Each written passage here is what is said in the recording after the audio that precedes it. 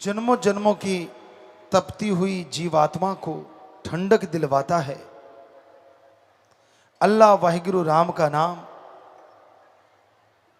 अंत्यकरण की तमाम खुशियों से मिलवाता है। परमपिता परमात्मा का नाम, और उसका नाम लेने में आपका कुछ भी नहीं जाता है। यही सबसे बड़ी हैरानी की बात। एसी लगाते हो, उसका खर्चा, बिजली का खर्चा, कूलर है तो भी बिजली का खर्चा, पंखा है तो भी खर्चा। लेकिन वो टेम्परेरी आपकी गर्मी को दूर करते हैं। अगर आप धूप में घूम रहे हो तो गर्मी कम नहीं होगी, पर एक परमानेंट सदियों सदियों की गर्मी को खत्म कर देता है, और वो भी बिना दाम के। उस नाम को आप लेना ही नहीं चाहते, और वो है राम का नाम, अल्लाह वाहिगुरु का नाम। काश आप उस नाम का जाप लगातार करते रहें।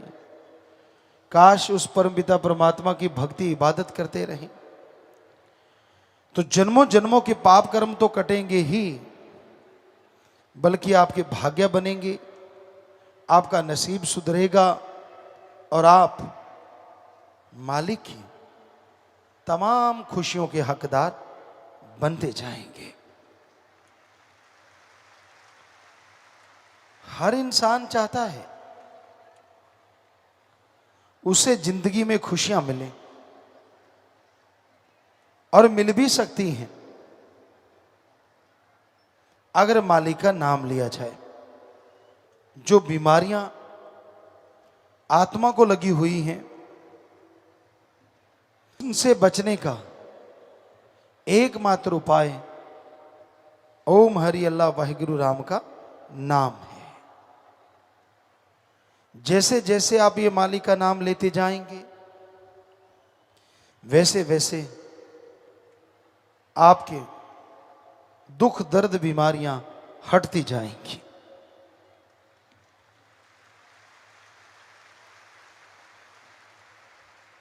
इंसान को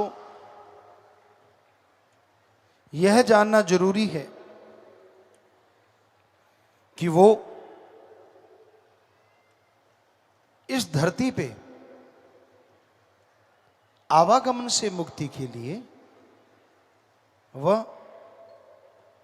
परमानंद के लिए आया है। लेकिन इंसान काम वासना, क्रोध, लोभ, मोह, अहंकार, मन माया में बुरी तरह से जल रहा है। इंसान के दिलो दिमाग पे बुराइयों ने राज कर रखा है। आया था लज्जत खुशियां हासिल करने, और खो गया दुनिया के गम दुख परेशानियों में। आया था जन्मों जन्मों की मैल उतारने, और करने लगा बुरे कर्म, और चढ़ने लगी और पाप कर्मों की मैल। जिस तरह गर्मी के इस मौसम में आप व्याकुल हो जाते हैं, आप परेशान हो जाते हैं, और ठंडक पाने के लिए पानी पिया जाता है, पंखा, एसी, कूलर का सहारा लिया जाता है। उसी तरह जन्मों जन्मों से फंसी हुई जीवात्मा के लिए मनुष्य शरीर एक एसी के समान है। पर एसी को अगर पावर ना मिले तो क्या वो ठंडक देगा? बल्कि और भद्दा लगता है। उसी तरह मनुष्य शरीर आत्मा के लिए जो एसी का काम कर सकता है, उसको पावर तो मिलनी चाहिए, और वो पावर प्रभु के नाम की है। जैसे आप उसे स्विच जोड़ेंगे, आपका शरीर रूपी एसी काम करने लगेगा और आत्मा ही नहीं बल्कि शारीरिक रूप से भी आप सुखों की खान में चले जाएंगे।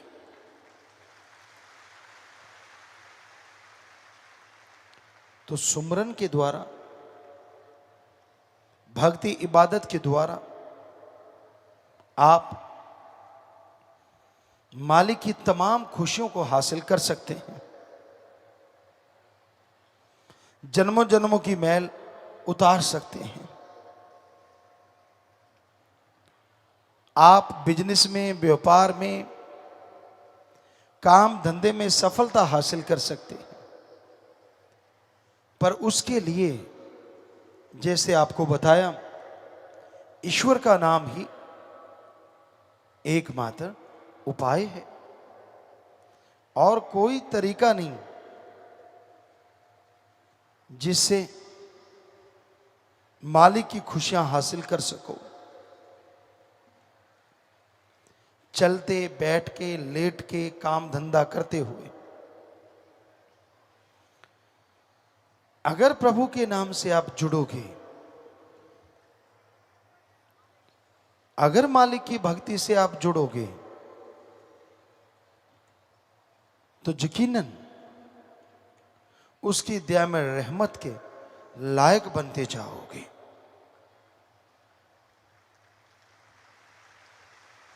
और उसकी भक्ति से जुड़ने के लिए धर्म, जात, मजहब नहीं बदलना,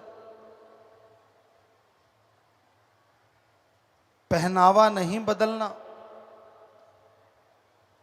जिस भी धर्म को मानते हो मानते रहिए, जो भी पहनावा पहनते हो पहने रखो,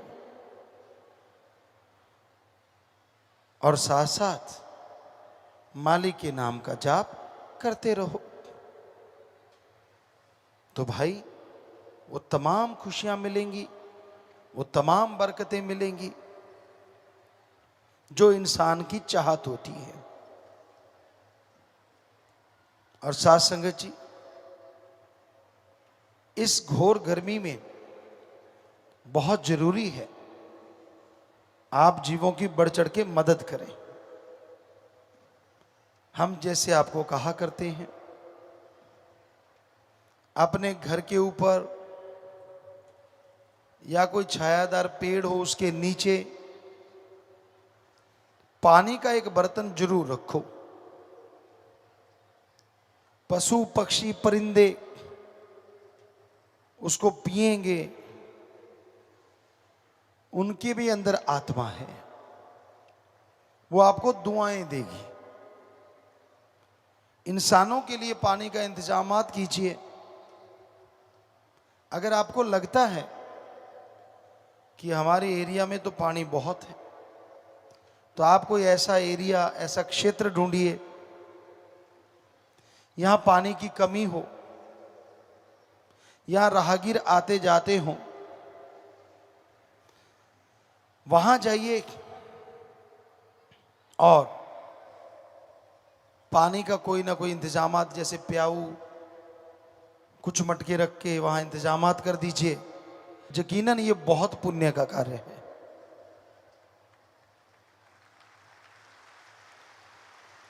पंच, सरपंच अपने अपने गांव में घूमने वाले पशुओं के लिए कोई फुट, 1.5 फुट गहरा पानी की कोई टैंकी टाइप बना दीजिए जो ओपन हो, खुली हो, ताकि घूमने वाले पशु वहां से पानी पी सकें। तो ये बड़ा पुण्य का कार्य होगा। पर इनसे प्यास मिट सकती है, गर्मी से राहत मिल सकती है, पर आवागमन से राहत नहीं मिलती। तो उसके लिए जरूरी है कि ये इंतजामात कर ही रहे हो तो उन लोगों को राम नाम में जरूर लेके आओ जो बुराइयों में, नशों में डूबे हुए हैं। एक घर के मुखिया को अगर मालिक के नाम से जोड़ देते हो तो पूरा परिवार आपको दुआएं देगा, आपको आशीर्वाद देगा। और जितने भी सेवादार नाम वाले जीवों को लेके आते हैं, मालिक उनके घरों में बरकतें दे, मालिक उनके घरों में खुशियां दे, बल्कि कुलों का उद्धार करे।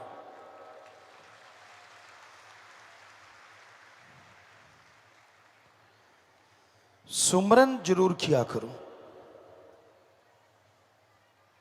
सुमरन के बिना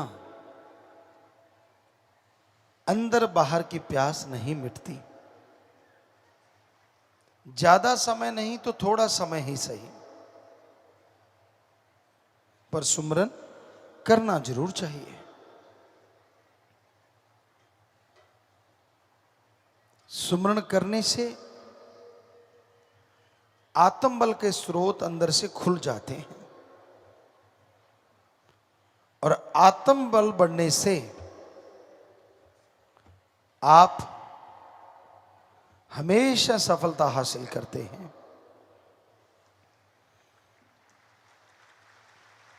हौसले जिनके बुलंद होते हैं, मंजिलें उनके पास चल के आ जाया करती हैं। हौसले जिनके बुलंद होते हैं, वो दोनों जहान में खुशियों के हकदार बन जाया करते हैं।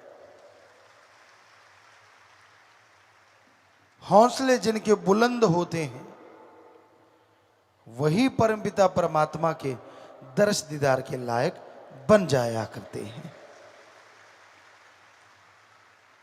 और हौसले बुलंद का टॉनिक आप सबको दे रखा है, गुरुमंत्र नाम कलमा।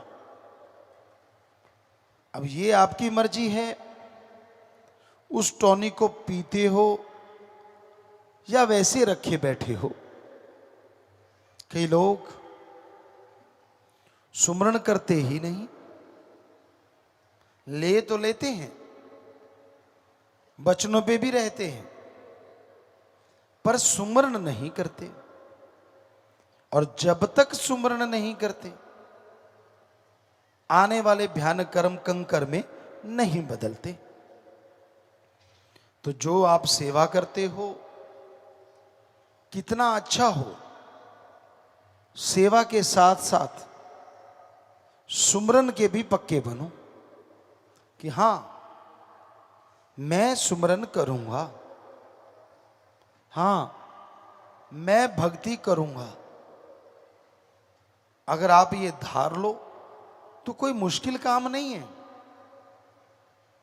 पर ये कलयुग में गप मारने हो, चुगली निंदा करनी हो, फजूल की बहसबाजी, टाइम पास जिसे कहा जाता है, लोग बड़े आसानी से कर लेते हैं। पर उन्हें ये नहीं पता होता कि ये टाइम पास नहीं, ये टाइम बर्बाद हो रहा है। चुगली निंदा बुराइयां अगर करनी है तो खुद की करके देखो तो सही। लेकिन इतनी हिम्मत किस में होती है कि वो अपनी बुराइयां दूसरों को बताए?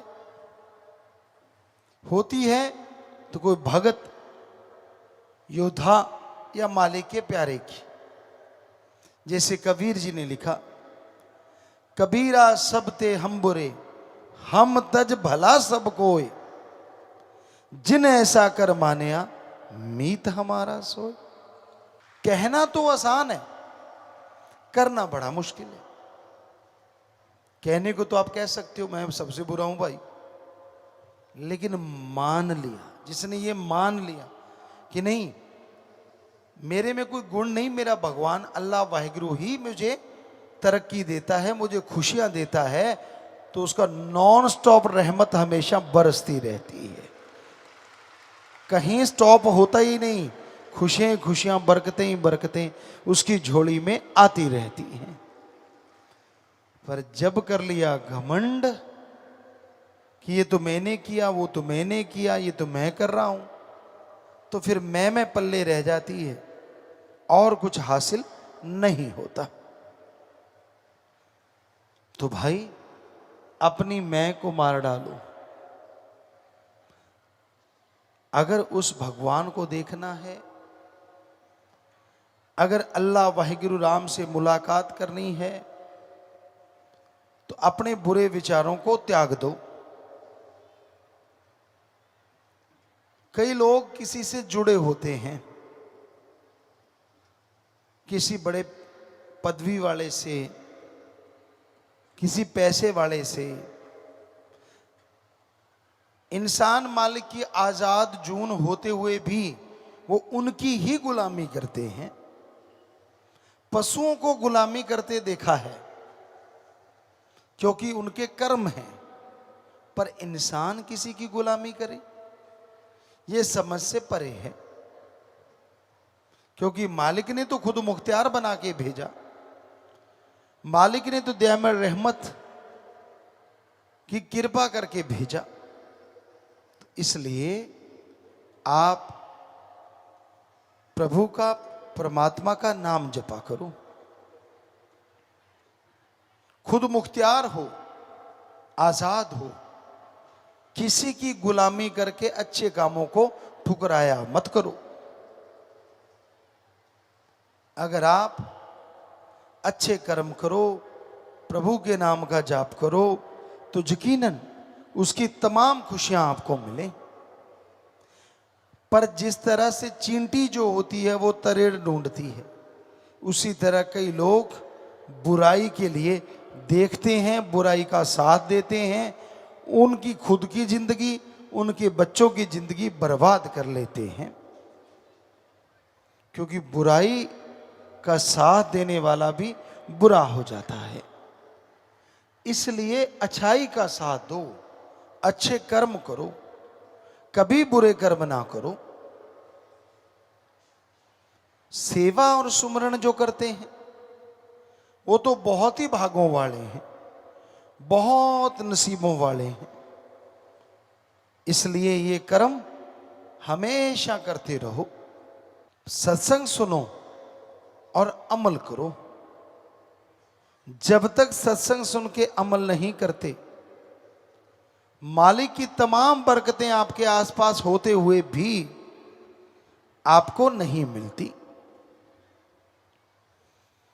इसलिए सेवा और सुमरण से कभी जी ना चुराओ। मन तो बड़े ताहने देता है, कई लोग सत्संग में ही नहीं आते। यार गर्मी बहुत होगी, हीट होगी, ये होगा वो होगा। मन बहानेबाज है और मन लारा लगा के नरक में ले जाने वाला है। इसलिए मन का सामना करो। थोड़ी सी गर्मी झेल लोगे, पता नहीं जन्मों जन्मों की कितनी गर्मी कट जाएगी। क्योंकि उसके नाम में ताकत, उसकी भक्ति में शक्ति है। वो आपसे लेता कुछ नहीं, देता ही देता है। अगर पसीना बह गया तो हो सकता है पता नहीं क्या बहने वाला था जो पसीने से ही टल गया।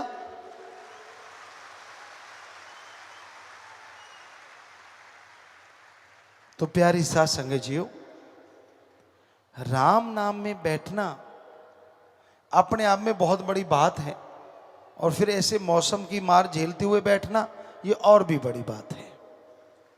फल नेचुरली ज्यादा मिलता है, दुगना मिलता है।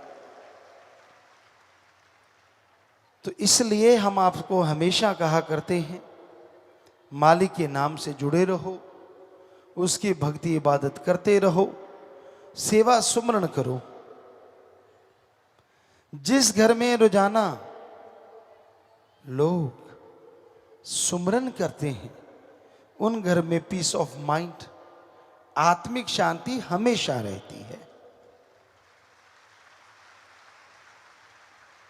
और जिस घर में लोग सुमरण नहीं करते, बात बात पे परेशानी, बात बात पे दुख आता रहता है।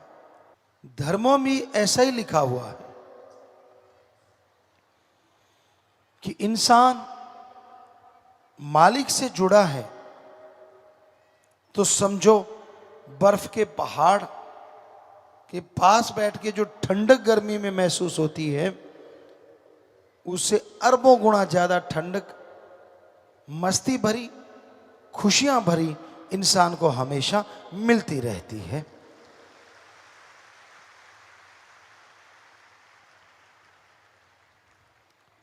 तो आप एक नियम बना लो,